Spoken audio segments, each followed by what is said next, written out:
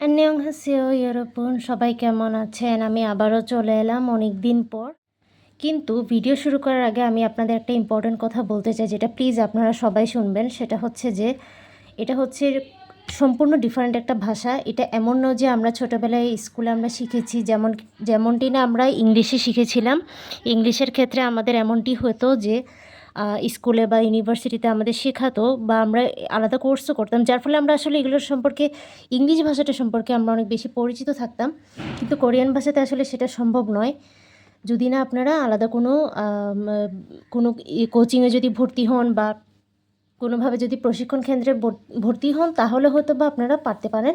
But otherwise যারা এইভাবে শিখছেন ভিডিও দেখে দেখে, তাদের জন্য আমি বলবো যে আপনারা ধৈর্য ধরে শিখতে থাকুন, অবশ্যই পারবেন। কিন্তু হতাশ হবেন না, কারণ এটা আসলে ইংলিশ ভাষা নয়। এগুলো আমরা ছোটোবেলা থেকে জানতাম না, এগুলো আমরা ইদানিং শিখছি। এটা আমাদের জন্য পুরো নতুন একটা ভাষা, এটা ইংলিশ ভাষা নয়। তাই আপনারা কেউ ভেঙে পড়বেন না, আপনারা বারবার প্র্যাকটিস করবেন, বারবার চেষ্টা করবেন, তাহলেই হবে। তাহলে আবার ভিডিওটি শুরু করা যাক। তো আমি প্রথমে এখানে আপনাদের বোঝার সুবিধার্থে লিখে দিয়েছি, যদি ভাওয়েল আ অথবা উ দিয়ে শেষ হয় তাহলে আশ্রয় হবে।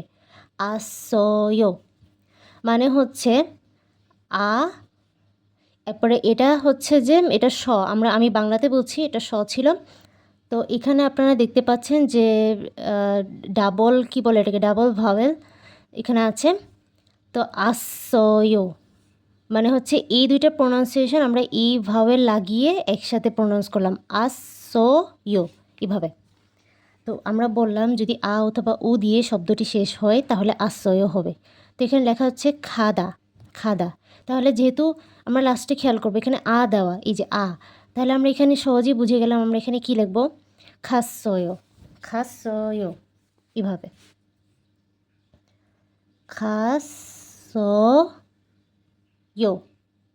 এখন আপনারা বলতে পারেন যে আমি কী জন্য এটা লিখিনি। এই জিনিসটা আমি কেন লিখিনি সেটা এখন আপনাদের চিন্তা করতে পারেন।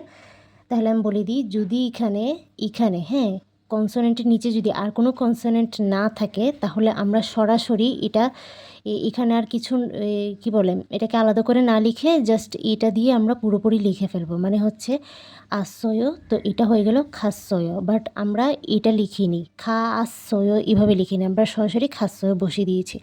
আমি আরও কিছু উদাহরণ দিলে আপনারা সেটা বুঝতে পারবেন। তারপরে হচ্ছে ছাদা, ছাদা।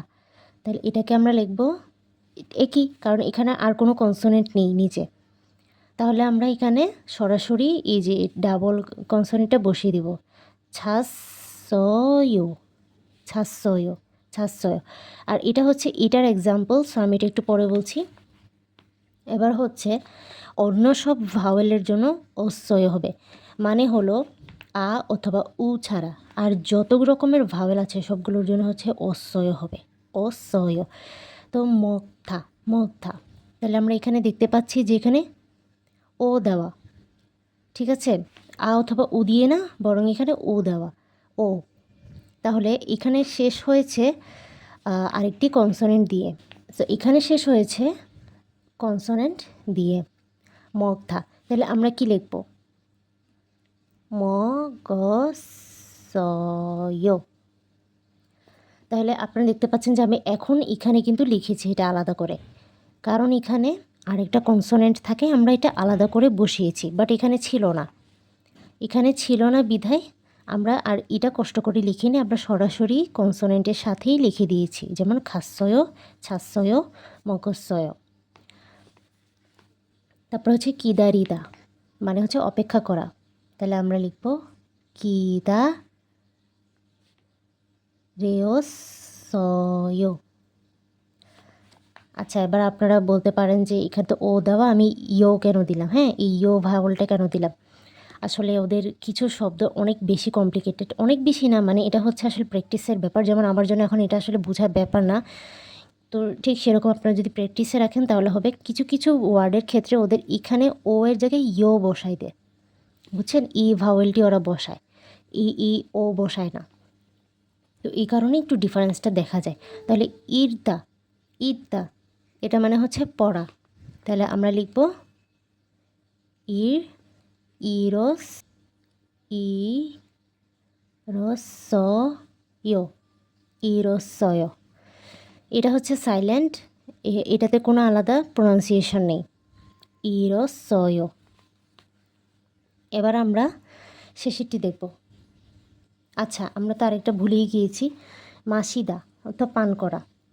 তো মা, এটা আমরা লিখব মা শেষয়, মাসাসয়, মাসাসয়। এখানেও দেখতে পেলেন আপনারা একই ব্যাপার, কিছু কিছু শব্দের ক্ষেত্রে আসলে এরকম চেঞ্জ আসে। এবার আমরা শুরু করব হাদা দিয়ে। এবার হচ্ছে হাদা ভার্ব, মানে হচ্ছে লাস্টে যদি হাদা দিয়ে শেষ হয় তাহলে কি হবে? হেসয়।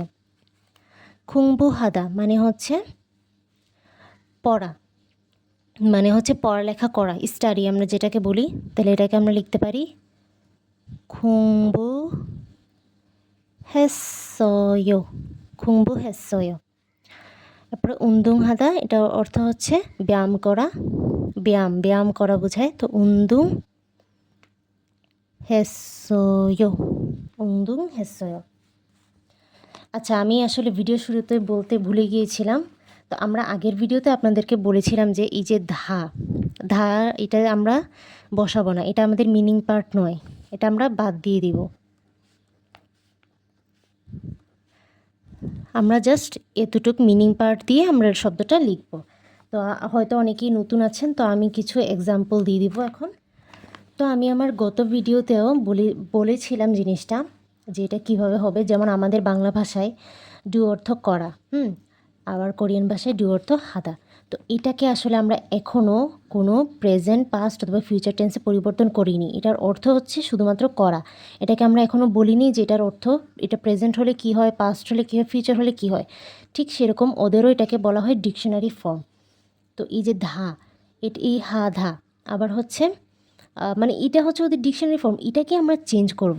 যেমন বাংলাতে আমরা যদি চেঞ্জ করি, করাকে আমরা প্রেজেন্ট ফর্মে লিখি করছি, পাস্টে লিখি করেছি, ফিউচার লিখি করব।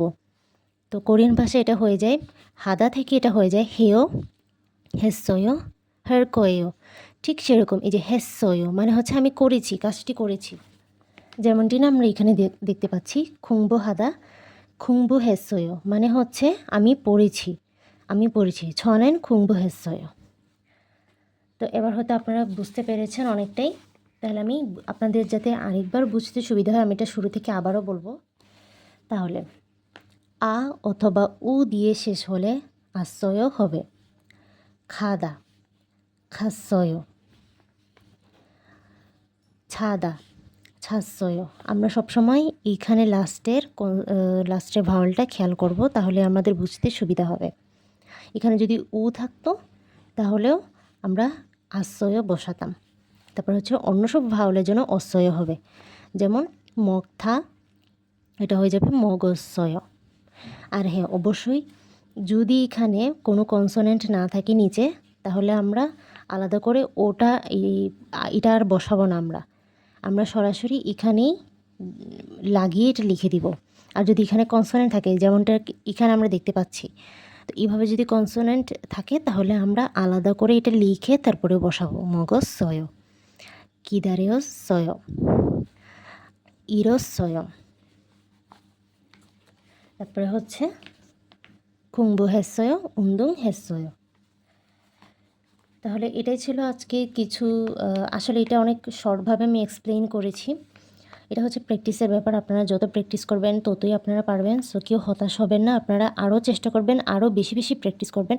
আর শব্দ তো একটা দুটো না, আমি আসলে সহজে দেখে শব্দ সিলেক্ট করেছি আপনাদের বোঝানোর জন্য, কিন্তু আপনারা আরও যত শব্দ আছে আপনারা সবগুলো কীভাবে ট্রান্সফর্ম করার চেষ্টা করবেন, প্রেজেন্ট ফর্ম, পাস্ট ফর্ম, তাহলে এইভাবেই আপনাদের শিখতে সুবিধা হবে। তাহলে আজকের ভিডিও এখানে শেষ করা যাক। Thank you.